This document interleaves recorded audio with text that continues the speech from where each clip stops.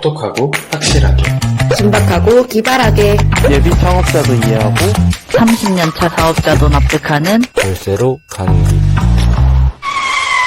텍스로드. 안녕하세요. 이재엽 세무사입니다. 안정원 세무사입니다. 오늘은 초기 계약하실 때 많이들 고민하시는 내용인 권리금에 대해서 자세히 알아보려고 하는데요. 세무사님도 권리금과 영업권 관련해서 많이 질문 받으시나요? 네, 사업을 인수하는 경우에는 권리금을 질문하시는 분들도 계시고 실제 창업임에도 불구하고 바닥 권리금을 주시는 경우도 있어서 정말 다양한 사례에 대해서 상담을 드리고 있습니다. 그렇죠.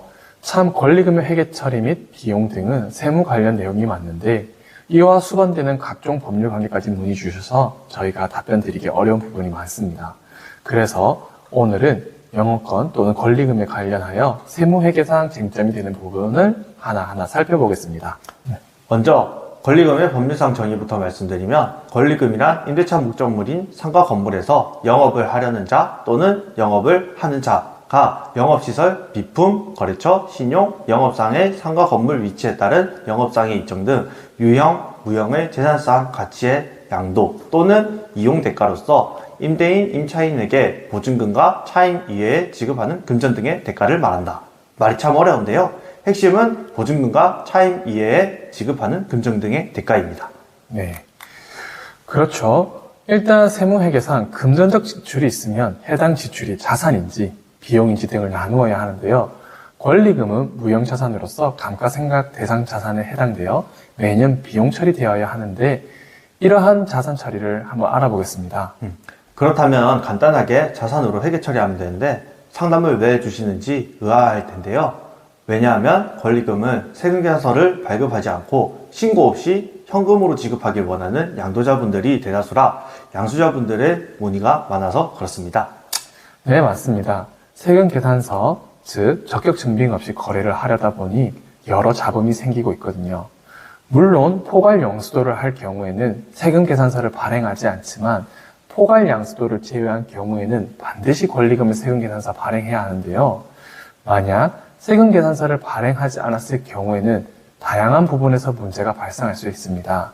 그리고 포괄 양수도는 부동산과 근로자 등 너무 다양한 변수를 종합적으로 검토해야 하므로 반드시 세무 전문가와 의논하신 후 진행하셔야 합니다. 먼저 양수자의 경우에는 계좌이체로 권리금을 지급한다면 계좌이체 내용을 근거로 적격증빙, 미수치 가산세 2%를 납부하면서 비용 처리를 할 수 있습니다. 하지만 현금으로 지급했다면 우리는 권리금을 지급했지만 근거 자체가 없기 때문에 자산으로 표기할 수도 없고 비용 처리도 불가능하다고 말씀드릴 수밖에 없습니다. 네, 그리고 비용 처리를 못하는 경우에는 양수자의 입장에서 종합소득세 비용 처리를 못하다 보니 세금이 과다해지고 건강보험료도 많이 납부하게 되어 피해가 정말 크게 작용합니다. 권리금을 완전 현금으로 요청하는 경우에는 보통 양도자가 좋은 위치에서 장사를 하고 있는 경우가 많아 참 난감한 상황이더라고요. 그리고 종합소득세는 비단 권리금 양수자뿐만 아니라 양도자에 대해서도 문제가 있는데요. 권리금을 수령한 사람은 현금으로 받았으니 종합소득세 신고를 안 하는 게 99%입니다. 그런데 세무사님, 현금으로 수령하거나 신고하지 않는 경우에도 어떻게 양도자들이 문제가 되나요? 보통 양수자들이 종합소득세 신고로 나타나는 경우가 많은데요. 권리금을 지급한 양수자의 경우에는 해당 금액에 대한 비용 처리를 하려고 합니다. 그렇게 되면은 신고서에 증빙이 없는 가액의 권리금과 권리금 참고비가 있다 보니 세무서에서도 해당 비용에 대한 근거 자료를 요청하게 되어 밝혀지는 경우가 많습니다. 그렇군요. 그래도 권리금은 기타 소득이라 세금이 적어서 그나마 다행인 것 같아요. 권리금의 경우 지급받은 금액의 60%를 비용이 있는 소득으로 인정해주고 있습니다. 예를 들어 권리금 1억인 경우에는 6천만 원은 비용 처리되고 4천만 원에 대해서만 세금을 납부하면 됩니다. 여기서 하나 중요한 디테일이 있는데요. 4천만 원에 대하여 원천 징수 후 차액을 지급해야 한다는 점입니다. 맞습니다. 권리금이 1억이라고 한다면은 1억을 전액 지급하는 것이 아니라 4천만 원의 22%인 880만 원을 공제하고 9,120만 원을 지급해야 합니다. 만약 원천 징수를 하지 않을 경우 최대 10%의 가산세를 합쳐서 양수자가 미리 국세청에 납부한 후 양도자에게 구상권 청구를 진행하셔야 합니다. 왜냐하면 소득을 지급하는 자가 세법에서 원천 징수 의무자로 지정되었기 때문에 국가가 해야 할 의무를 위임받은 상태이기 때문이죠. 대신 납부된 880만 원은 양도자의 기납부 세액이 되어 종합소득세 신고 납부할 세액에서 차감되므로 양도자에게 불리한 것은 전혀 없습니다.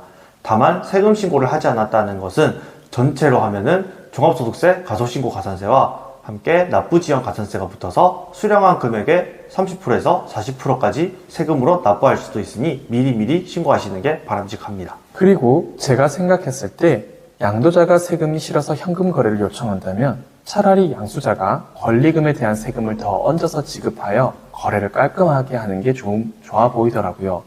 물론 다시 한번 강조드리지만 포괄 양수도의 경우에는 더 면밀한 검토가 필요합니다.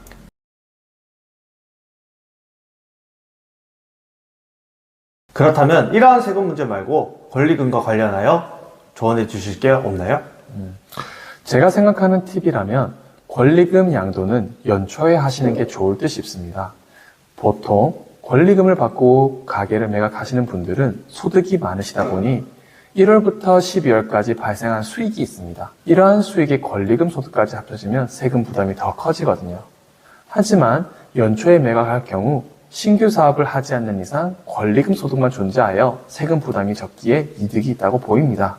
아하, 종합소득세는 1년 단위, 즉 1월부터 12월까지의 소득으로만 과세되는 점을 이용한 거로군요. 좋은 것 같아요. 네. 특히나 권리금을 받고 양도에 양수하시는 분들은 바로 신규 사업을 하시는 분들도 계시지만 조금 리프레시도 하고 무엇을 하면 좋을지 연구하는 기간도 있어서 바로 신규 사업을 하지 않는 분들도 많이 계시거든요. 그렇기 때문에 가급적 연초가 좋을 것 같아요. 좋은 말씀 감사합니다. 저는 권리금을 형성하기 위해서 양도자분이 투자한 내역에 대한 증빙도 미리미리 챙겨두시는 게 좋을 것 같다는 생각이 들어요.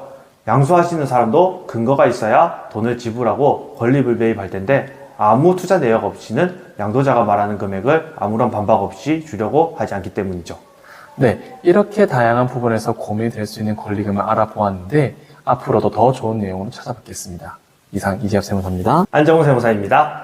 감사합니다. 감사합니다.